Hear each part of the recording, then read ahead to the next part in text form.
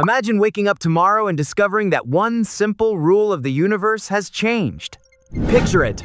Not gravity, not time, not the speed of light, just money. Its power, its meaning, its very soul has evaporated overnight. You roll over, squint at your phone, and see your bank balance. Still the same number, but now it glows like a dead star, bright, yet utterly useless. Your credit cards are plastic toys. The bills in your wallet are pretty paper with dead faces on them. The world outside your window is the same shade of gray, but the air hums with a new frequency, the frequency of bewilderment. You climb out of bed, feet cold against the floor, and pad to the kitchen. The coffee machine sputters as usual. You open the fridge, eggs, milk, leftover curry. All real, all still edible. But the grocery app on your phone refuses to process your order. It keeps spinning a little wheel, as if hoping the universe will change its mind. You try again, then again. Then you call your bank, and the automated voice says, "All our representatives are currently assisting other customers. Your estimated wait time is infinite." You laugh, but it comes out dry, like a cough. You open the news. Every channel, every feed, every blinking headline screams the same thing: global currency collapse. No one knows why. No one knows how. Economists stammer into microphones, their graphs and pie charts suddenly as meaningful as cave paintings. Politicians promise stability while their eyes dart sideways. Central banks issue statements that read like love letters to a ghost. And in the comments, people are already trading cans of beans for rolls of toilet paper, as if the apocalypse were a garage sale. You walk to the window. The street is still there, the same cracked pavement, the same leaning lamppost, the same stray cat grooming itself on the fire hydrant. But now a woman is standing in the middle of the road, holding up a hand-painted sign: "We'll sing for bread." A man across the street counters with, "We'll fix your sink for a dozen eggs." A teenager offers, "I'll mow your lawn if you let me charge my phone." You realize that every transaction is now a negotiation between strangers who must decide in real time what a thing is worth. And the answer is always, whatever the other person needs. You check your own pantry. 3 packets of instant noodles, a jar of peanut butter, half a loaf of sourdough, and a bottle of cheap wine you were saving for a bad day. This, you think, might be the bad day. But you also have skills. You can code, you can fix bicycle chains, you can play 3 chords on a guitar badly, and you remember your grandmother's recipe for pickled cucumbers. In the old world, those talents were footnotes on your resume. In this new world, they are currency, literally. You decide to go outside. The air smells different, not cleaner, exactly, but more alive.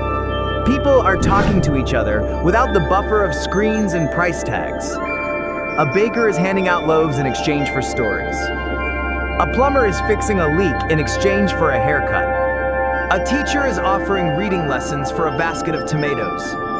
You stop at a corner where an old man has set up a bank, but instead of gold, he accepts handwritten promises. "I keep your word," he says, "and when you keep it, I give you a token. That token can be traded for my firewood later." You watch as a young mother trades a promise to knit him a sweater for a bundle of kindling. The old man smiles, and for a moment you see the ghost of interest rates, but kinder. You feel a pang of panic in your chest, the old panic, the one that used to whisper about rent, insurance, retirement. But that panic is fading, because rent is now a negotiation with your landlord, who just wants someone to walk his dog. Insurance is now the neighbor who promises to check on you if you promise to check on her. Retirement is now the garden you plant together, the tools you share, the knowledge you pass to the teenager who mows your lawn. The old numbers are gone, but the new numbers are written in sweat, seeds, and syllables. By noon, you have traded your peanut butter for a bag of apples, your sourdough for a jar of honey, and your guitar chords for a lesson in wood carving from a retired carpenter. He tells you that his father was a shoemaker and his grandfather a blacksmith. "We've been here before," he says, whittling a spoon. "Before money, there was trust. Before banks, there was my word. Before interest, there was patience." You watch the wood curl under his knife, and you realize that the universe hasn't changed, it has only peeled back a layer of paint. But not everyone adapts so quickly. You see a man in a suit, still wearing his silk tie, standing outside a shuttered bank, shouting at the ATM. He pounds the screen, demanding it dispense cash. The machine beeps once, softly, as if apologizing. A woman nearby offers him a cup of tea, not for money, just because he looks cold. He stares at her, confused, then takes the cup with trembling hands. He drinks, and you see his shoulders drop a fraction of an inch. That small gesture, a cup of tea, is worth more than all the gold in Fort Knox because it costs nothing and means everything. As the day wears on, you notice the silence. No car horns honking impatiently. No cash registers beeping. No credit card chips tap-tapping. Instead, you hear voices, lots of them making offers, asking questions, telling jokes. A child trades a drawing for a popsicle. A teenager trades a laptop repair for a ride to the next town. A grandmother trades her knitting pattern for a bag of oranges. The economy has become a living conversation, and you are part of it. You are not a consumer anymore. You are a participant. You find yourself at a community gathering in the park. Someone has set up a long table with mismatched chairs. People bring what they have: casseroles, poems, spare light bulbs, massage skills, bird-watching tours. You offer to teach basic coding to anyone who wants to learn. A dozen hands go up. You laughed yesterday, that would have been a $500 workshop.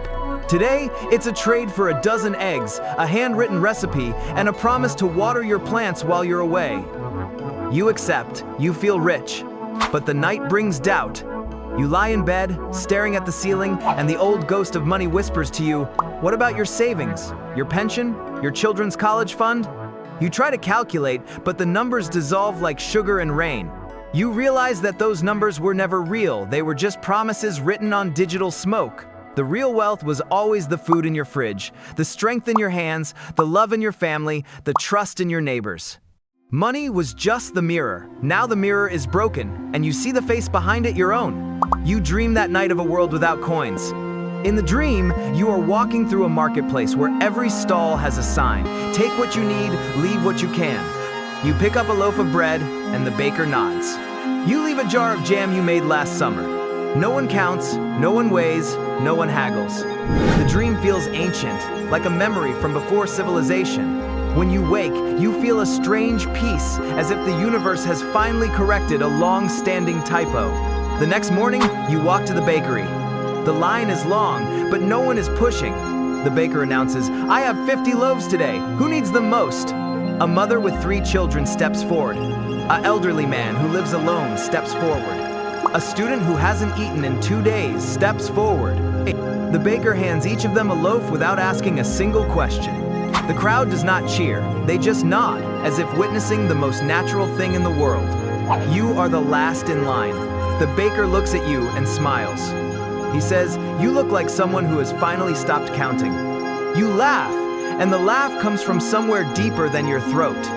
He hands you a loaf, still warm, and says, "This one is not for sale, it is for you." You bite into it.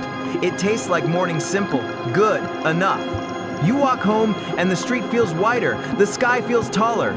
You pass a neighbor planting flowers. She waves at you without expecting anything back. You wave back, and for a moment, you both just exist together, separate, free. You open your front door, and the house feels different, not smaller, but lighter. You take the bread, break it in half, and put one piece on the table for no one in particular. You sit down, the clock ticks, but it no longer sounds like a countdown. You realize that you have been poor, but you have never been without. The afternoon passes like a soft song you don't need to remember. That evening, you write a single line in a notebook. "I am enough." You close the notebook, and for the first time, you don't need to read it again. You sleep without dreams, not because nothing is there, but because everything is already here. The next morning, the sun does not rise because there is no sun in this world. But the light is everywhere. You step out, and the story ends not with a bang, not with a whisper, but with a step.